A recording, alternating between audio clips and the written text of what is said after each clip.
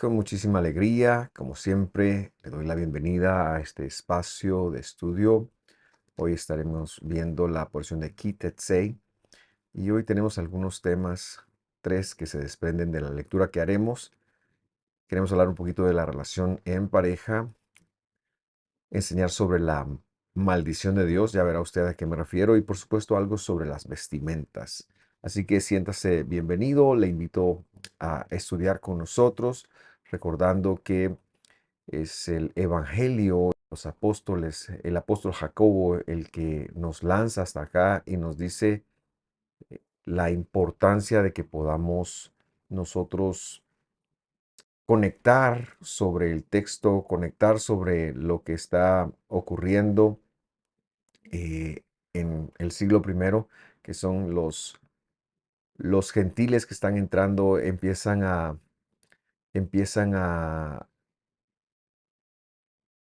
querer saber más de Dios y bueno, lo que se les da es precisamente estas porciones. Así que seguimos esa tradición apostólica y yo quisiera invitarle para que usted se suscriba a este canal, en el cual ahora lo ve, para que así cada vez que tengamos un video publicado le pueda llegar y usted pueda acceder de una forma más inmediata al material, pero también que se dé una visita en nuestros listados de reproducción, en donde hay algunos otros estudios que estoy seguro enriquecerán su crecimiento con Dios y su conocimiento en la palabra de Dios. Vamos entonces a empezar y como siempre en este segundo año nos gusta comentar lo que vimos el año pasado.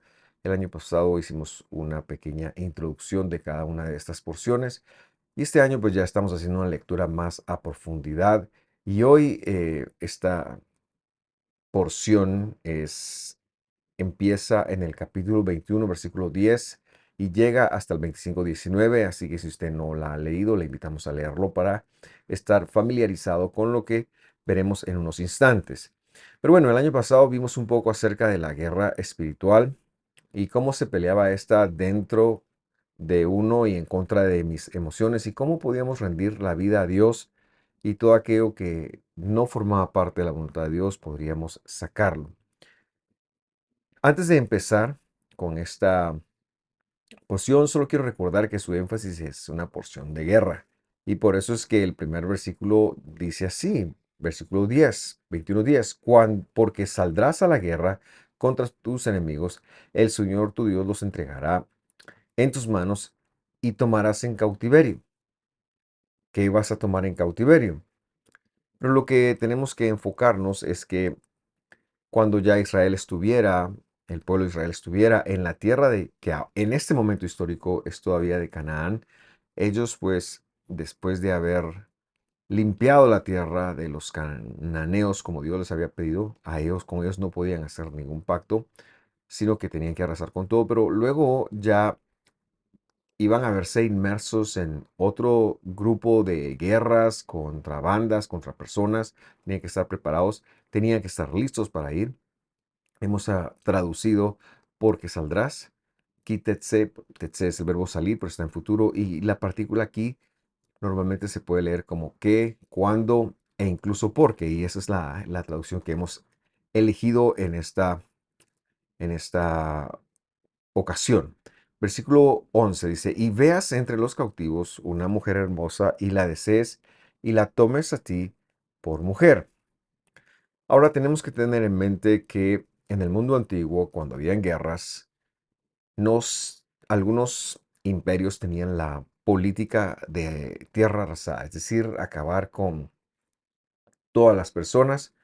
Algunos otros tenían la política de que a las mujeres solteras, a las mujeres vírgenes, se les esclavizaba y serían entonces las que estarían sirviendo en las casas de los conquistados e incluso parte de ese servicio que prestaban era ser esclavas sexuales de sus nuevos amos.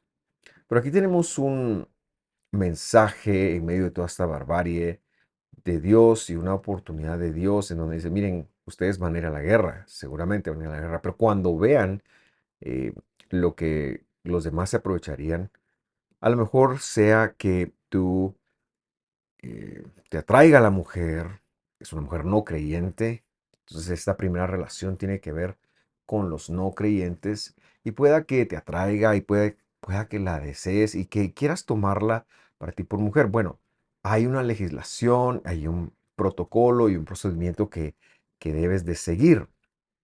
Por supuesto que la mujer tenía que ser soltera para que ese procedimiento se diera, porque cuando ya se hablaban de viudas, a Dios no le era acepto que Israel se mezclara.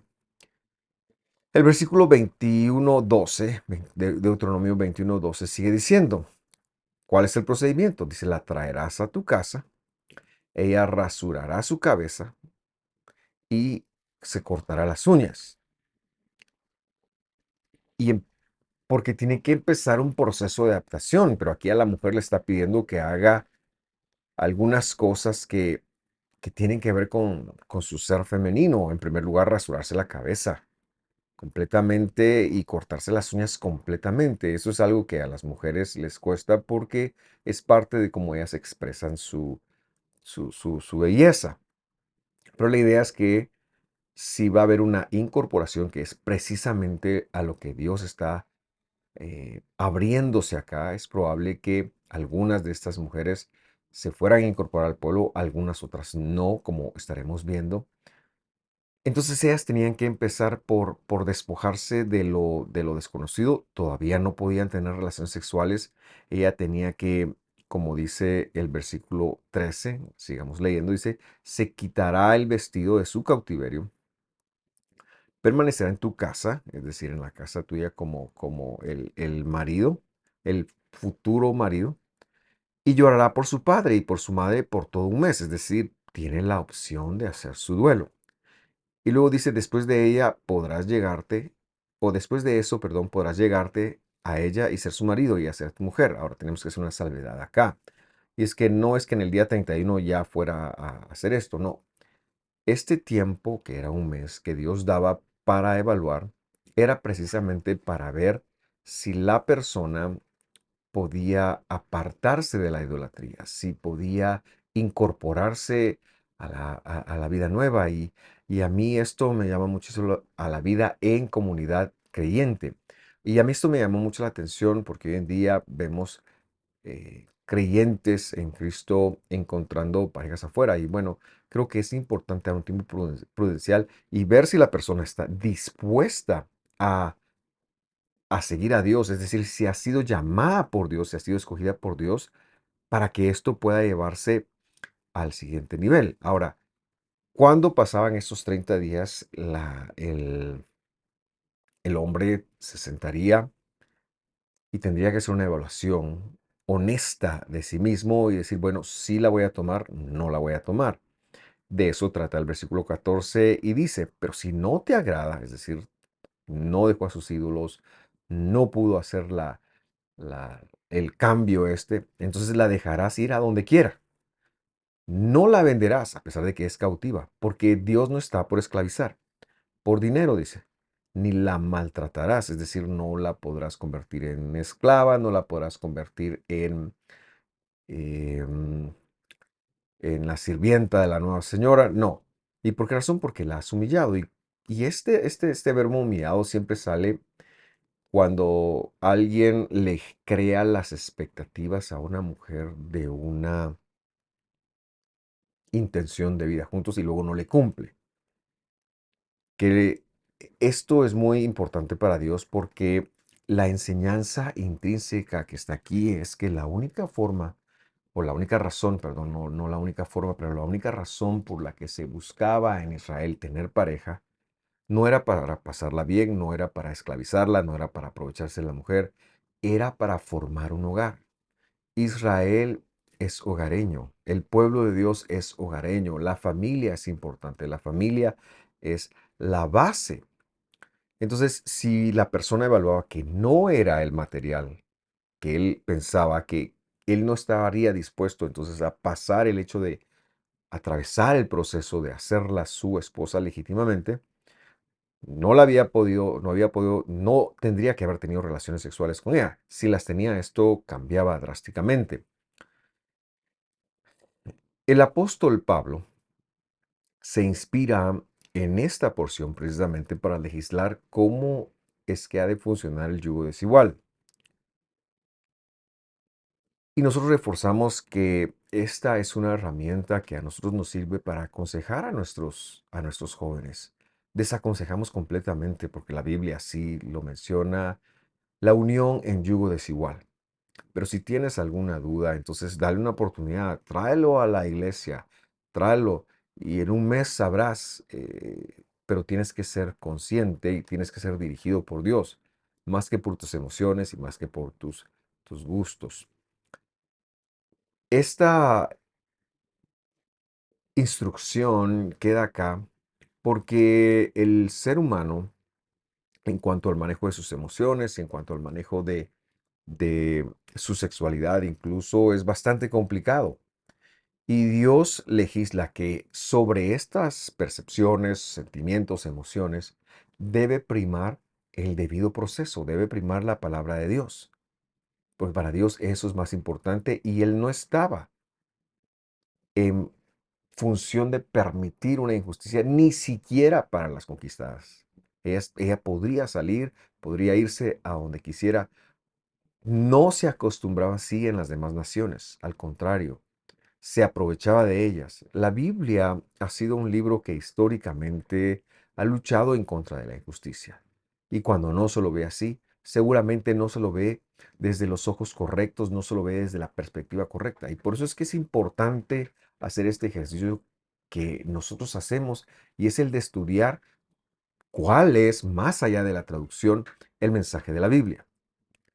Luego, sorpresivamente, luego que termina el versículo que acabamos de leer, que es el 14, empieza a tratar del hombre que tiene más de una esposa. Y esto no es, como algunos han pensado, que se le otorga al hombre la posibilidad de tener más de una esposa. Esto no era así en Israel, sino que está dedicado a hombres extranjeros que llegan a Israel y que tienen más de una esposa. No se les pide que las dejen, pero lo que está legislando, lo que usted puede leer, porque no lo quise tocar al detalle, solo lo menciono, es de que no se puede hacer favoritismo alguno hacia la mujer que se ama. Si hay una de las dos que sí se ama verdaderamente, a la otra no se le puede menospreciar, incluso a su descendencia, como lo dice. Y luego, justo después de esto, en los siguientes versos, se habla de un caso muy curioso, como lo es el hijo glotón y desobediente y cómo se debería de manejarlo. No lo vamos a tratar porque lo quiero mencionar. Creo que es importante saber que si un hijo no está honrando a sus padres y no es causal de honra para ellos, es decir, no hace algo bueno con su vida, la escritura castiga a ese hijo, la escritura le demanda a ese hijo que haga algo. De hecho, acá la pena era la muerte porque estaba deshonrando a su padre, a su madre, era como que los estuviera castigando a ellos frente de la sociedad. No voy a entrar a esto, solo quiero hacer una observación que me llamó mucho la atención. En toda la escritura usted no va a encontrar un caso de una persona en esta posición. ¿Y por qué razón? Porque Israel era un pueblo que se regía bajo la escritura. Los hijos, al ser instruidos desde pequeño, claro, hubo muchos que se apartaron para la idolatría, pero eran productivos. Eran gente que se enfocaba en el logro, en hacer crecer más lo que ellos tenían.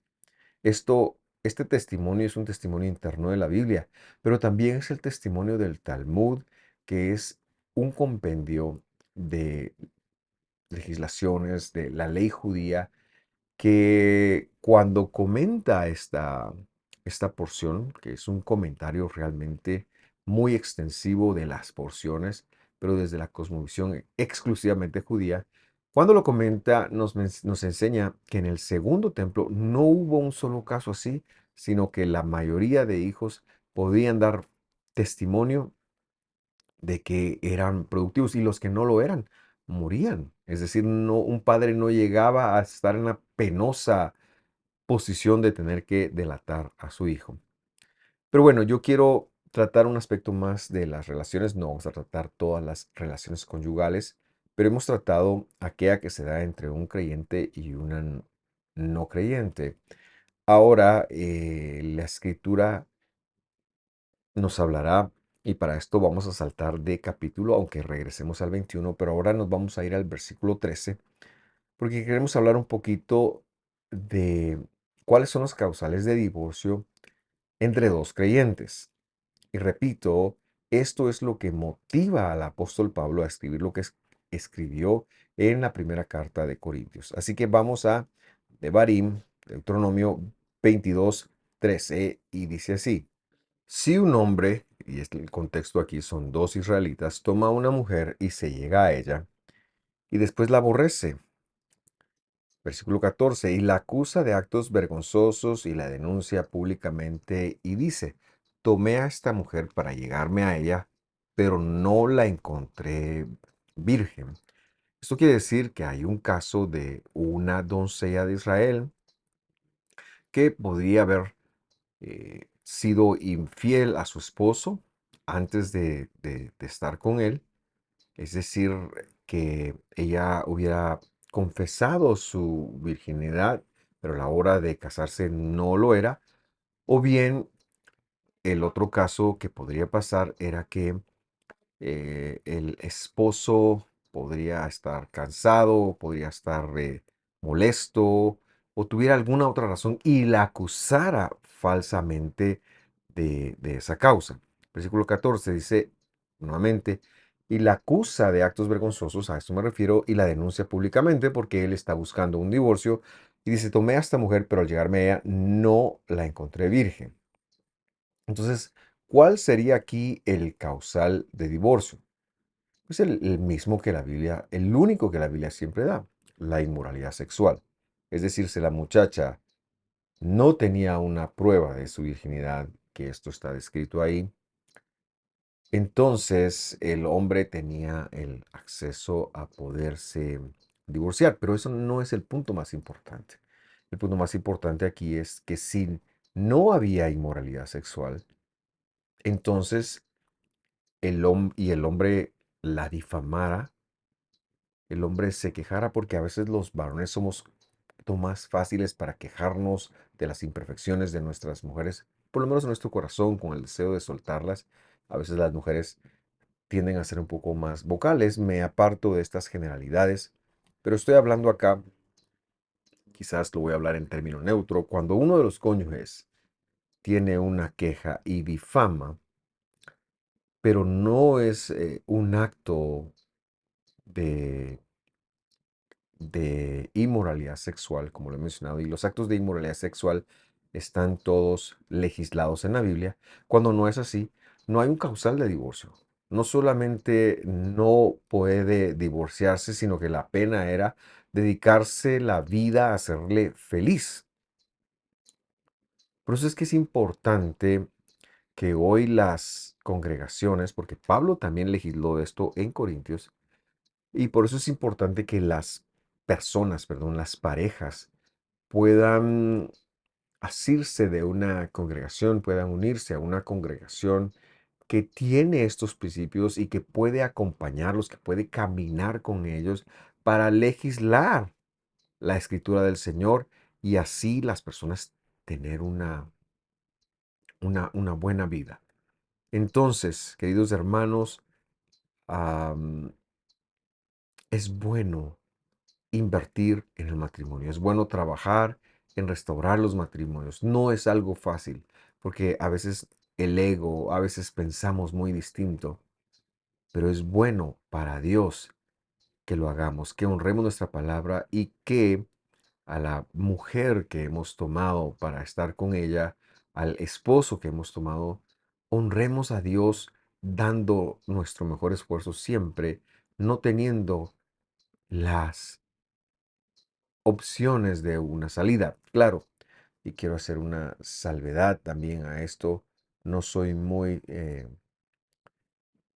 aficionado de decir que si existe una violencia, la, la mujer o el hombre, quien sea, tiene que aguantar esa violencia porque no hay una inmoralidad sexual.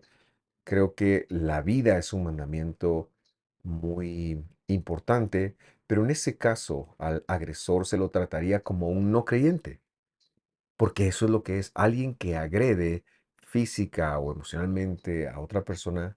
La Biblia le quita el título de creyente y permite que se lo trate como un no creyente, y por eso es que Pablo en Corintios, perdón, legisla a libertad, a paz, a vivir en paz, nos ha llamado el Señor. Son principios escuetos, pero que encontramos en esta porción y que yo le invito a usted, si está en una situación que se identifica y necesita ayuda, busque una congregación que tema al Señor, una congregación que se base en la instrucción y en los preceptos de Dios para aconsejarle, para que usted pueda tener una buena vida. Yo quiero ahora regresar al capítulo 21 para hablar un poquito algo que ya mencioné en el título y que me refiero a ello como la maldición de Dios. Y ya va a ver usted de qué se trata, así que lo leemos. Devarim, Deuteronomio 21-22, dice así. Bueno, quizás antes de empezar a leer, quiero solamente introducir algo que me pareció muy curioso. Estamos hablando de las leyes de guerra y de pronto, como que no tuvieran algo que ver, aparece esto acá. Y a ver por qué es tan maravilloso. Así que mejor leámoslo. Dice el verso 22, si un hombre ha cometido pecado digno de muerte. En la Biblia habían tres pecados que representaban la muerte, que eran la idolatría, la inmoralidad sexual y los pecados de muerte. Es decir, el matar a otro ser vivo intencionalmente. Y se le ha dado muerte y lo has colgado de un árbol. Escuche esto. Versículo 23. Su cuerpo no quedará colgado del árbol toda la noche, sino que ciertamente lo enterrarás el mismo día. Y antes de seguir leyendo, yo quiero que usted piense en el caso, ¿verdad? Si alguien era muerto y se le colgaba de un árbol como ahorcado o como clavado en un madero, ya va viendo usted a quién me quiero referir, pues no podía permanecer ahí toda la noche. Tenía, antes de que anocheciera, perdón, que ser enterrado ese mismo día, antes del anochecer. Y luego la Biblia pone en paréntesis algo que me llamó muchísimo la atención y seguimos leyendo. Pues, maldito de Dios, dice la versión que estamos leyendo, el colgado. Literalmente dice, maldito de Dios el colgado, para que no contamine la tierra que el Señor le da en heredad. Entonces, antes de tratarlo, yo pregunto, porque ha de haber una duda, y es ¿por qué en medio de la legislación de guerra se menciona esto? Y en segundo lugar, ¿qué lectura podemos hacer de esto? Entonces, creo que es importante para maximizar la comprensión que releamos el versículo 23 y que expliquemos una palabra ahí que se ha puesto y que es muy cegadora para nosotros los del siglo XXI, que es la palabra maldito. Un maldito es alguien que le va a ir mal porque recibe una maldición, voy a ponerlo así. Sin embargo, la palabra ahí es kelalá. Y kelalá no quiere decir maldito, no es el, lo opuesto de bendito, ¿verdad? Kelalá no es lo opuesto de Baruch. Baruch es una persona bendita, es una persona injertada. La no es una persona cortada, no es una persona arrancada, al contrario, es una persona que perdió la honra, que está viviendo una deshonra. Esto lo hemos hablado en algunas porciones y creo que lo mencionaba la porción de la semana pasada. Pero ¿qué quiere decir disminución de la honra de Dios? El colgado. Queremos aclararnos y queremos ir al Evangelio también para que nos lo aclare. Voy a leerlo el versículo 23 nuevamente, ya con un poquito más de literalidad, para que usted vea a qué nos referimos. Dice, su cuerpo no quedará colgado del árbol toda la noche, sino que ciertamente lo enterrarás el mismo día, pues disminución de la honra o deshonra de Dios el colgado, deshonra de Dios el colgado.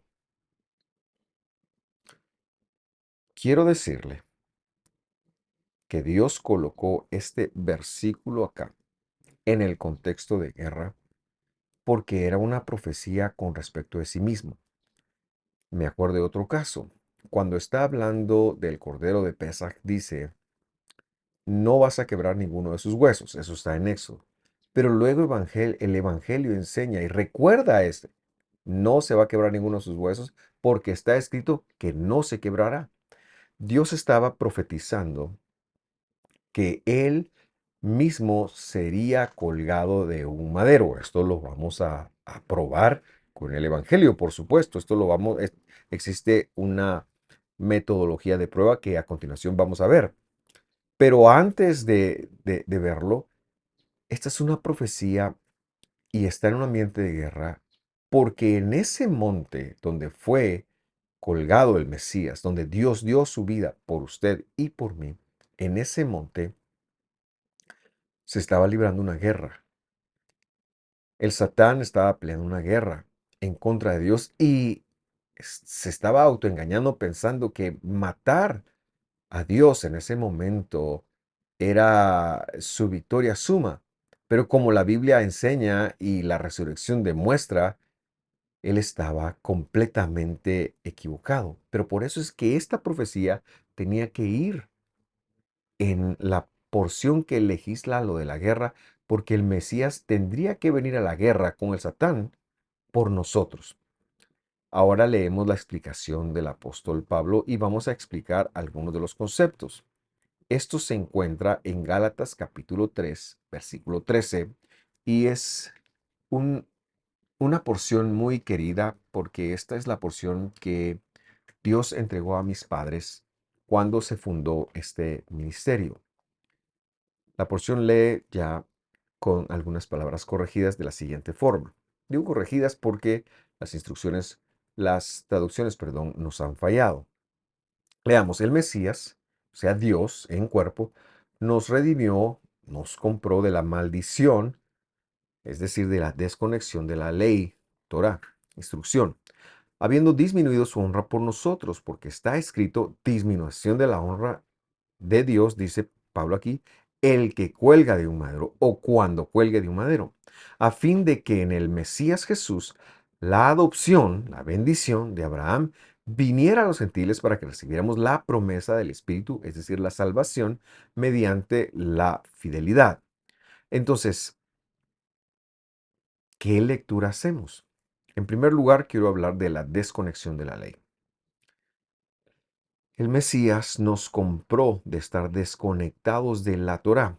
Si ponemos y dejamos el conocimiento cristiano de la palabra ley aquí como algo obsoleto, como algo que no hay que cumplir, nos perdemos la comprensión, pero la palabra ley no es lo que aquí está diciendo. Aquí está hablando de la Torá. Y la Torá es la instrucción de Dios, que aunque sí contiene leyes, procedimientos, también contiene las promesas de Dios a Abraham precisamente. Esta es la razón por la que en el siglo II en Roma, ni siquiera en Roma, que había un fuerte anti-Israel, ¿verdad? Una fuerte, un fuerte movimiento para separarse de todo lo que tenía que ver con lo judío, judío del primer siglo, incluyendo Pedro, incluyendo eh, Pablo y todos ellos, no pudieron quitar el testamento de Génesis a Malaquías, porque si se quitaba no había una base, una función. Salió un hereje que se llamó Marción del Ponto, que vivió más o menos a la mitad del siglo, fue muerto y sus escritos fueron desaparecidos por las iglesias, especialmente por la Iglesia Católica, 4 o 5 siglos después, porque en su herejía él decía que el Dios del Antiguo Testamento era el diablo, pero que el Dios del Nuevo era bueno y que el Evangelio era la gracia, pero no le gustaba los tres de los cuatro evangelios, solo le gustaba Lucas, y a Pablo le gustaban algunas cartas, pero bueno, él fue el precursor, el primero que llamó a la Biblia de Génesis a Malaquías, la llamó el Antiguo Testamento. Esta idea sí que se quedó con nosotros, pero no estamos exentos del Antiguo Testamento. Lo que sí estábamos era desconectados de las promesas de la Torah, de las promesas de la instrucción, de las promesas de la ley. Y entonces Cristo con su muerte nos redimió, nos compró. Y Él lo hizo en un lugar específico, en medio de una guerra, como hemos mencionado, en el madero. Cuando Él está colgado, Dios disminuye su honra a lo sumo. Y me explico. Imagínese usted que el Rey del Universo, aquel que en el Génesis capítulo 1, versículo 3 en adelante dijo, y sea la luz, y tiene la creación, y es todopoderoso, se lo llama Elohim, es la plenitud de los atributos de Dios, tiene todos los atributos. Bueno, hace 2000 años él toma la decisión de venir, pero para venir a la tierra, él tiene que despojarse de todos sus atributos y reducirse a la unidad más pequeña, que se llama semilla, zera, semilla. Esa semilla, cuando es puesta en el cuerpo de Miriam, no fecunda algo. Él traía todo su ADN, es como un bebé probeta que es puesto en el vientre de alguien que ni siquiera es su madre. Lo único que hizo fue nutrirse y cuando la placenta llegó a nutrirle, entonces le pasó la sangre humana, que es su conexión con el mundo, con el pecado, y que fue algo que él portó para cuando lo ofreciera en el madero, pues él estaría pecando, estaría comprándonos estaría diciendo yo vencí, a pesar de llevar esta sangre que no es mía, esta sangre que me legó Miriam, María, la que le concibió. Entonces, él está en ese momento derrochando toda su sangre. La historia es interesante porque en cualquier otro momento el Señor siempre se pudo defender, a pesar de que estaba disminuido. Siempre pudo cuidar de él, siempre tuvo provisión, pero en ese momento ni siquiera tuvo acceso a un vaso de agua. Ese fue el momento donde se humilló hasta lo sumo, el Evangelio también lo narra. Él se negó a sí mismo para darnos la salvación en el madero. Y por supuesto recordar que era una batalla. Ahora, no sé qué sucede. ¿Qué sucede? Para que lo enterraran quedó esa promesa. Cristo nos redimió, el Mesías nos compró de estar desconectados de la ley, porque en el madero Él tomó nuestros pecados disminuyéndose. Esa fue la disminución más grande que había porque Él estaba cargando sobre sí un pecado que no era de Él. Él estaba cargando sobre sí el pecado del mundo, de tal forma que la justicia estaba completamente ensanchada en contra de Él y no tenía escapatoria alguna y se sintió abandonado. Ese es el momento de suma disminución. Por eso es correcto cuando dice acá, disminución de la honra de Elohim, de la plenitud de los atributos, cuando esté colgado en el madero, cuando estuvo colgado en el madero. La maldición de Dios es que Él se disminuyó, se rebajó a sí mismo para poder comprar para nosotros el estar conectados con su palabra. Y no solamente eso, sino que se iniciara el proceso legal de adopción por medio de Abraham, que Abraham había sido el primer adoptado, era el modelo de adopción, era el primero en adopción, pero este modelo ahora empezaría a llegar no solo a descendientes físicos de Abraham, sino también a los gentiles, y se recibiría, perdón, la promesa del Espíritu, es decir, la salvación, mediante la obra que él hacía. Quiero señalar que cuando nosotros leemos el Evangelio correctamente, tendríamos que entender la Torá mejor. Hoy en día no se lo ve así. Hoy en día, cuando se lee el Evangelio, se anula la Torá, se cuestiona, pero el Evangelio está para explicarla. De hecho, eso fue lo que el Mesías quiso decir cuando dijo, miren, mi yugo es fácil y ligera mi carga. Mi yugo es la interpretación, mi interpretación de la ley. La voz de Cristo sigue viva, es la misma voz de la ley, pero Él es el que tiene la verdadera forma de explicarla. La Torah, o de Génesis a Malaquías, no funciona sin el Evangelio, como el Evangelio no funcionaría tampoco sin los primeros libros de la Biblia. Pero bueno, me queda un tema más, el tema de la vestimenta. Este tema me impresiona, me impacta, eh, no sé si es la palabra, pero me gusta mucho hablarlo y me da la sensación de gratitud para mi Dios por todo lo bueno que Él ha hecho por nosotros. Pero queremos avanzar ahora y terminar con lo de la vestimenta. Así que si me acompaña el versículo 22, capítulo 22, versículo 1 dice, no verás el buey de tu hermano o su oveja extraviados y te esconderás de ellos. No dice, devolver los devolverás a tu hermano. Presente tautológico acá. Recordar que seguimos en las leyes de guerra y que si en medio de eso, de una animosidad, de una guerra o lo que fuera, ves algo pedido de tu hermano, no tienes que hacerte el desentendido. Tienes que devolverlo, tienes que guardarlo. Este es el contexto de lo que está hablando. Contexto es muy importante. Verso 2. Y si tu hermano no vive cerca de ti o si no lo conoces, entonces lo traerás a tu casa, lo que está perdido, y estará contigo hasta que tu hermano lo busque. Entonces se lo devolverás. Versículo 3. Así harás con su asno y lo mismo harás con su vestido. Importante que mencione vestido ahí. Así harás igualmente con cualquier cosa que tu hermano haya perdido que tú hayas. No te es permitido ignorarlo.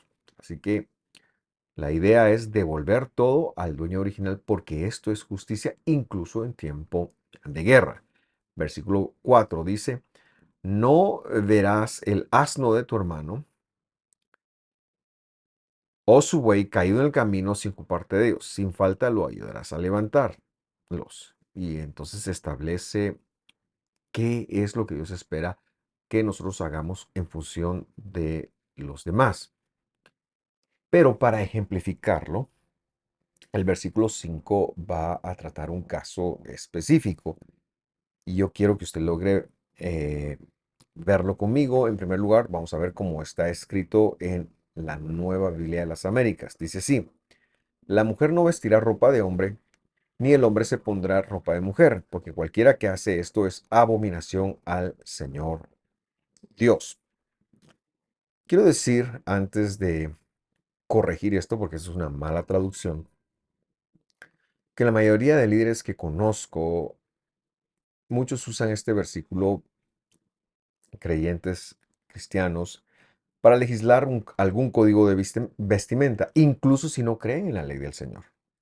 Y se me hace un poquito de falta de honestidad espiritual el hecho de tomar algunos versículos de Biblias del antiguo, del llamado Antiguo Testamento, Testamento de los Antiguos, quizás es mejor palabra, y pensar que no, que solo tengo algunas cosas, lo que me conviene, ¿verdad? Como pastores nos gusta hablar del diezmo, porque el diezmo es bíblico. Pero si fuéramos congruentes con no creer en que eso aplica a nosotros la Torá del Señor, entonces no podríamos hablar del diezmo y tampoco podríamos establecer un código de vestimenta a partir de este versículo. Eso se me hace muy am, raro. En segundo lugar, y antes de corregirlo, si lo analizamos con un poco de lógica y contexto, nos daríamos cuenta que en este momento histórico no había una diferencia muy marcada entre cómo se vestía un hombre y una mujer, pues tanto el hombre como la mujer utilizaban túnicas. Quizás un poco de los accesorios era lo que los diferenciaba, pero era normal vestir túnicas. Esa misma lógica, quizás diríamos en tercer lugar, se puede aplicar a un hombre tratando de ponerse un pantalón de mujer. Los pantalones de mujeres están diseñados para mujeres. De hecho, no todas las tallas, aunque sea la misma talla, no todos los moldes son los mismos, porque las mujeres tienen cuerpos distintos. Pero lo que sí es claro es que un hombre no tiene cabida dentro de un pantalón diseñado para mujer. Pero bueno, esta es una deducción. Corrijamos pues la escritura. Verso 5 lo leemos nuevamente. Dice, no estará o no habrá, ahí está el verbo ser o estar en futuro, utensilio, no dice vestido. Quiero ser eh, muy enfático en eso. No habrá utensilio, no estará utensilio de varón sobre la mujer. Y no vestirá el hombre manto de mujer, porque es abominación para el Señor tu Dios, todo el que haga estos. Entonces, esta no es una instrucción de vestimenta. Esto tiene que ver con el salir a la guerra, pero en segundo lugar, también te está recordando que el mismo contexto te ha dicho que no te puedes apropiar de algo que no es tuyo. Entonces, si un hombre ha perdido una herramienta, porque recordará usted que me parece fue en el versículo, aquí está 3 cuando dice, así harás con su asno y lo mismo harás con su vestido, la lógica divina nos está obligando a devolver. La palabra Kelí es una herramienta. A lo mejor un hombre perdió una herramienta, incluso quiere decir vasija, pero en función de un hombre está hablando de sus herramientas. Por lo que nosotros decimos muy enfáticamente que ahí no dice vestido, vestidos dice beget, ahí dice utensilio. No se lo puede robar. Este mandamiento tenía que ver con el robo, tenía que ver con el guardar silencio, incluso aunque se fuera a devolver, con guardar silencio. No, la mujer tenía que decir, yo me encontré esto, ¿de quién es? No podía esconderlo. Cuando la persona viniera, tendría que decirlo. Ahora, por otro lado, al hombre lo que sí le dice es que si vive un manto de mujer, no se lo puede quedar ni guardar y en él sí se vestir, ni siquiera se lo puede poner encima, porque es un manto femenino que no le pertenece. Y la señal no es tanto que es femenino y este es un tema de fetiches o lo que sea, sino que está hablando de no robar. Pero eso no significa que yo esté diciendo que se pueden permitir todas las desviaciones que vemos hoy en función de un hombre queriendo proyectar que es mujer o al revés. Tampoco la Biblia da para eso. La Biblia es muy clara y muy enfática en eso. No estoy diciendo eso para nada. Lo que tiene que ver, y esa es una situación, perdón, que es mucho más profunda, pero no se encuentra legislada acá. Esa está en los pecados sexuales y decimos que Dios ha sido muy claro con esto. Ninguno de los movimientos que hoy tienen que ver con los géneros y toda la cantidad que hay, encuentran base alguna en la Biblia. Al contrario, todo eso encuentra su justificación en los sentimientos de las personas, en las realidades de las personas y no en la verdad bíblica. Pero el énfasis que quiero hacer con el vestido es que dentro de muchas comunidades cristianas se ha usado este verso para oprimir a la mujer, para prohibirle que se ponga pantalón, para prohibirle que se ponga, qué sé yo, cualquier cosa. Y esto no es de lo que está hablando y tampoco es honesto que si no se cree en toda la escritura, sí se usen este tipo de versos para presionar, oprimir. Lo que sí señalamos y también somos muy enfáticos es que hoy por hoy el hombre, al ser claro que es hombre y debe de vestir como hombre y la mujer como tal. Pero el verdadero significado, lo acabamos de leer, es que la mujer no puede quedarse con los utensilios del hombre ni esconderlos, ni el hombre puede robar, ocultar, ni siquiera echarse encima el manto de la mujer. Lo vamos a dejar acá. Esto ha sido muy interesante. Estamos a la orden para cualquier comentario.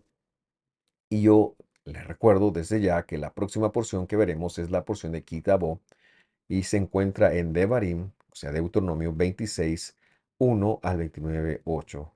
Y con mucha nostalgia, pero también con mucha alegría, estamos ya a las puertas, perdón, de terminar el libro de Deuteronomio y haremos una tercera vuelta con respecto de las porciones, así que yo le invito desde ya a quedarse sintonizado después de las citas de otoño. Empezaremos nuevamente con el libro de Bereshit, o sea, Génesis. Pero por lo pronto yo le invito a sintonizarnos la próxima semana. Que Dios lo bendiga. Muchas gracias por sintonizarnos. Que esté bien. Hasta la próxima.